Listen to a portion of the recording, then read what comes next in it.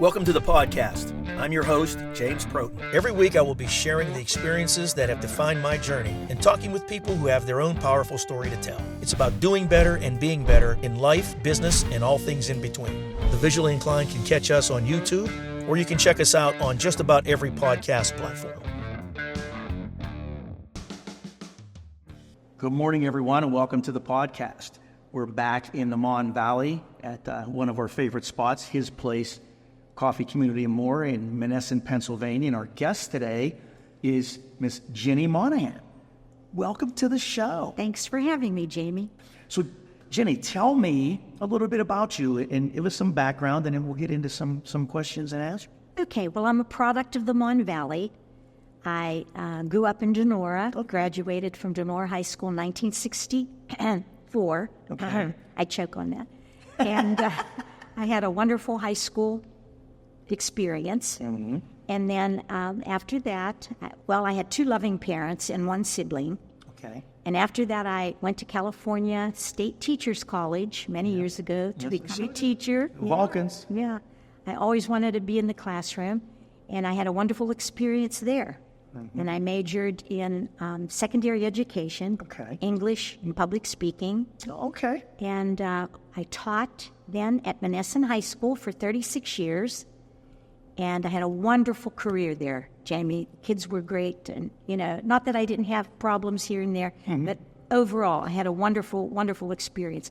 And at California, I met my husband, Ed, who was also a teacher and a guidance counselor, and who coached basketball. Okay. And we eventually married, and we had one daughter, Melanie, and I have two granddaughters, Brecklynn and Quinn, and a son-in-law, Jason, and I live with them now in Rostraver Township. Nice, okay. Mm-hmm. Okay, and again, Melanie's been on the show, and Melanie, full disclosure, is the co-host on the Bubba Show and 100.7 morning drive time, and you raised an amazing young lady there. Well, thank you. She's pretty special. Thank you. And she was on the broadcasting staff that I sponsored in the performing arts group. So she was very active. And little did I know. Did you teach her? Did you have her in class? I did, because we were so small that some of the classes that she took, I was... I had my father, too. Yeah. It's hard. It's hard for a kid. They would come in and tell me, "You give too much work, Mrs. Monaghan." And then tell her to tell me not to give so much work. Same thing. My father gave me a C. Uh-oh. Yeah. And I said, what kind of teacher gives their kid a C? And he said, the ones that have dumb kids. I mean, it's just, and in all honesty, now I can tell you that I slacked. I expected him to just push me through so I didn't have to do anything, And then when he made me actually study and work, it was a jolt to my system. Yeah. Well, that's awesome. That is awesome. So I have a few questions that I want to talk to you about, because I think that, particularly from your perspective as an educator and looking at, how the arc of the way we educate our children has happened. So why did you choose teaching? I mean, you said you always wanted to be a teacher. Is that from the time you were a young child? Or? Well, I wanted to go into psychiatry. Can you believe that? First of all, that was my chosen career. And then when I realized how long it was going to take and how much money it was going to take, I sort of let that go by the wayside. And so I always wanted to be in the classroom. I always wanted to impart knowledge. I loved poetry and literature, and that's what I went into, public speaking, and those are the kinds of things that I wanted to do. So I decided to stay in teaching, and that's what I did. Excellent. So we have... It's really interesting how your family and mine, the generations are close. Like my father was about 10 years older than you, and I'm about 10 or 12, 13, whatever, older than Melanie. So, but what I wanted to ask you is, I have grandchildren. Like my kids are in their, two of them are in their 40s, one's in their late 30s, and I have a stepdaughter in her 40s, and so on and so forth. Mm-hmm. When I look back, I graduated from high school in 1977, and I see how they were educated, and now my grandchildren, how they're educated. It's no different than it was 47 years ago when I was in high school. Do you think it's time that we really take a look at how we're teaching and educating our children? Yes, absolutely. I think education is one of the most stagnant professions. We keep all of the chairs in the same row, You know, I used to have classes outside. Really? In the springtime, I'd ask permission, and I'd go outside, would have practice. You know, try to change the whole thing. Why don't we sit in a circle? Why do we have to sit in rows? I mean, just something little like that. It never changes. It never evolves. Education needs to evolve. And teach children how to communicate. Right. You know, you talk about a circle. When you're sitting in a row, you don't know what's going on behind you, and if you turn around to interact with them, you get yourself into trouble. Right. Because you're disrupting, you're being disruptive, and so on and so forth. And the thing of it is, get that out of their neck. I thought I was on silent. But the thing of it is, you know, instead of encouraging communication and collaboration, we're doing everything we can to push the individual rather than the whole. Right. And I think, you know, you've had a successful journey in your life, in your career. You know, you didn't do it alone. Nobody does it alone. Absolutely. You know, and we have to be able to communicate with each other. Especially nowadays when kids are just tied to their phones. Oh, my goodness. And they don't look up. They need to communicate. And so I think education might be a good way to get them, you know. Yeah, absolutely. So we talk a lot on the show about work-life balance, because basically that's a lot of in our DNA of who we are. So obviously being retired, you don't have the work part. So what have you done to fill that gap, that work gap that was created by your retirement? Right. Well, I try to set goals for myself. Okay. You know, every several months, not every day, but several months. And I wrote a book when I retired, and I'll tell you how. The name of the book was Manor Animals, because I went to a birthday party of some ill-mannered children who were running up and down a staircase and putting their fingers in the cake. And I looked at my husband, who was also a teacher and guidance counselor. I said, these kids are out of control. I think they need to learn manners. And that was my impetus for writing that book. So I came home that night, and I was rejected by 23 publishers. Really? I had 23. That's a hard market to break into. It is. Children's literature. It is. Yeah. But I kept every letter, and they were kind letters. They weren't, you know, mean or anything. But I persisted. And actually, it was Melanie who found the publisher for me, because a coworker had published a book by the same. So finally, I got it done, and we made some adjustments, and I was happy. I was in my mid-60s, you know, at the time. Good for you. That was my other sort of like career. Yeah. So, and you have, you know, your husband had passed unexpectedly, and I love the fact that you and Melanie started a foundation in his honor. And tell us a little bit about the foundation, because that's another thing that you have that keeps you vibrant and out there and churning away. Well, I wanted to try to keep his legacy alive, his memory alive. He was an excellent teacher and guidance counselor. You know, he won a lot of awards, and he was also a coach. And so I went to a former student who's a lawyer here in Monessen, and I ran the idea by him, and I said, do you think this will fly if we start a charitable youth foundation to help underprivileged kids? He taught past Uniontown, right on the border of Uniontown and Point Marion, up around there. Okay. And he had many, many disadvantaged children. And I thought that would be our mission, you know, to try to help those kids who didn't have so much. And he said, Mrs. Monaghan, I think it would be fabulous. So he gave me the go-ahead. Melanie and I, we waited a year till all of the 501c3 paperwork was done. It takes a while. Yeah, it does. And it's been 9 years now. We've never had to have a fundraiser. We are self-sustaining. Wow. People give us donations. They've been more than generous, and we have repeat donors, and we've helped people all over the place, you know, good for you. Disadvantaged kids, yeah. And that has given me a sense of, you know, keeping his memory. Absolutely. And that, and again, fills that gap. And I think, you know, that's the hardest thing, especially when you're able to retire young. Yes. You know, if you go into 70 or into your early 70s, it's a little bit different. But people that retire in their mid-50s into their mid-60s, you know, with the way the world is today, you potentially are looking at a long time to be retired. Right, and you still feel vital. Mm-hmm. You still have something to give to society, and that's how I felt. So I think it's not retiring, but rewiring and try to do something different with your life. Right. Okay. That's fascinating.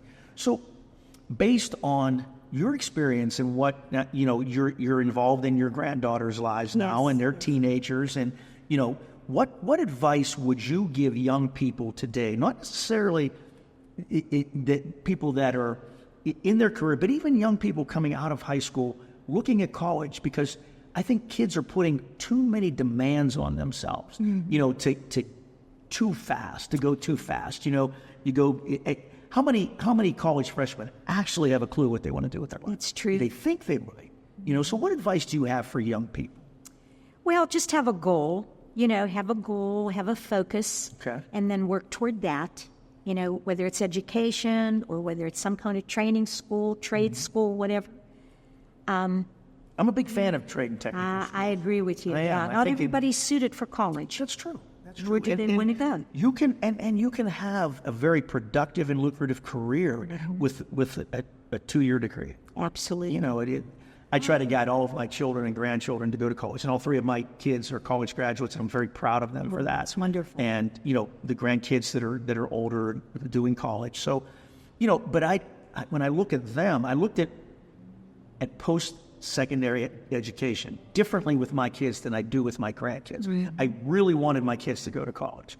I was hopeful. And they did it. All the credit goes to them, but with my grandkids, it's different. It's a different perspective. I think technical school, community college, I've got a very deep respect for that. Right. And the bottom line is they have to be happy. Yeah. Right. So, I had a student come to me one time and say, please help me. My parents told me that they will only pay for my college education if I go into engineering. I don't want to go into engineering. And I was between a rock and a hard place. I couldn't tell her what I thought, really. You've got to be happy at what you want to do. So go home and sit down with your parents and see if they'll reconsider. Talk to them about it. And she did end up becoming an engineer, though. So Is that right? Yeah, I don't know if she's happy, though. Well, and you mentioned it earlier that you taught for 36 years, and you still feel that you had a very fulfilling career. You did something that you love. Yes. My father said the same thing. Where I, on the other hand, I didn't choose my career as much as it chose me. So I had to find that place within that where I could find that fulfillment. Right. It just didn't come naturally. I had to work for it. Right. And a lot of kids, a lot of young people, they don't want to work that hard for it. Because there's a difference between being happy and fulfillment. Happiness and fulfillment are two different things. Right. That's true. There's a lot of things that you can cover happiness with money. You can buy happiness, but you can't buy fulfillment. It's a great point. Right? Yes. So, that was a lot of work, because it's not what I wanted to do. So that's a pretty big deal. I hope that student is happy and fulfilled in what she does. I often think of her, too. Good. So, we all have challenges and we all have failures. Everybody, nobody's perfect. Everybody has made mistakes. Everybody has stumbled and fallen and failed. And I know when I get there, when I have those moments, I rely on my faith to pull me out of that. So what role has faith played in your life and your career? Okay, faith is everything to me. I'm very devout in my religious practices, and I'm a prayer warrior. People call me when they need prayer. And I'm on Facebook, or as Melanie calls it, the Book of Face. It has a lot of drawbacks, but I do reconnect with all of my former students. You have to do it right. See their families, and I love that. And when they ask for prayers, I stop immediately and I pray. So it's been, when I'm happy, in good times, I use my faith. And when I'm challenged with not so good times, I use my faith too. So it's been a vital part of my life. It really has. I was brought up that way, and I hope I brought my only child up that way. And I think it's important today because we have so little in this world to hang on to, and I think we need a faith. You can't have hope without it. Right. And if we don't have hope for the future, then how do you find meaning or purpose in life and in living, right? Because I think that, you can't just settle for being alive. You're born and you're here. So, what do you do with it? your life was created for you to live it, right? And if you don't have faith in something greater, in something bigger than you, it's hard to really know how to live it and how to live it forward, So that's a very important piece of it. And anywhere we're sitting, it's just, what they're doing, what the church is doing here with the Full Potential Project. Oh, it's all faith-based. It's wonderful community business here. It's great. It's a tremendous asset for Monessen, and you can't even. It's hard to put your head around it unless you've come here and you've experienced it. When you see the people that are here and how they're helped by this place, Yes. Everything that goes on upstairs in the building. Wonderful. That's really cool. I'm glad they chose Monessen. I am as well. I mean, it's like catch-22, right? It's unfortunate that Monessen had the glaring need, but it's great that they chose Monessen and came here and planted the flag, so to speak. And it's a blessing. And everybody from the Valley can, Or everybody comes the Valley and beyond. Yeah, absolutely. I come over here. I live in Belle, Vernon. I come over here just because there's peace here. There's fellowship here. You can feel it when you walk in the door. When people come in here, you can see that their spirits are lifted a little bit. Just their step gets a little lighter as they cross that threshold. Yeah. Right. So let's close out with some inspiration, because we talk about live, love, learn, pray, and inspire. It's the 5 pillars that we base everything that we do. Right. It's kind of a ministry of ours, of Nick and I, when we. It's how we move forward and how we like to just wrap everything around that. So I'd like to close with inspire. So let's talk about some inspiration. So when you think you're 77 years old? Right. I'll be 78 in June. So you'll be 78 years old, and you have no intention of stopping. Absolutely Right? not. So what does the next 5 years look like for Virginia Monaghan? Okay. Well, I have 2 books I'm working on, 2 children's books. 2 more children's books. Yes, one is about bullying, which I haven't really pursued. The book's finished, but I haven't really pursued publishers. But I think that's a great topic because so many kids are bullied today. And, Sure. especially if it starts when they're younger. And another one on children and grief.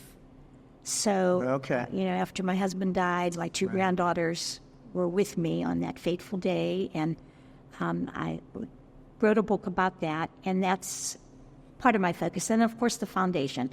I want to expand on that and do as many good things as I can, because we try to meet with all the people that we give donations to. We try to meet and see what they're doing, and I think that makes it all. Well, that's awesome, because that connection can be very powerful, even more so than the financial gift. Yes. Having somebody that cares. Again, faith, right? Right. That helps that child, it helps them to have faith and hope that there is a bright future. Yes. Right? And so many children are in need. Oh my goodness, yes. Yes, and it breaks your heart. You can't help everybody. No. You can't save everybody, but you can do your part. Absolutely. Now, are the 2 books that you're in the process, are they connected in any way? Is it like a series, or are they individual books? They're individual books. Yeah. The first one was individual. Second one about bullying. And what I did? I went to my 2 granddaughters and made them proof it for me.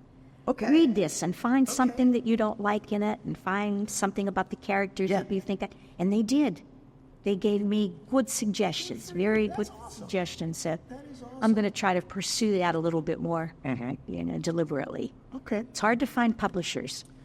I went with the big ones. That was my mistake. I went with all the big publishers, and I think maybe that's why I was rejected.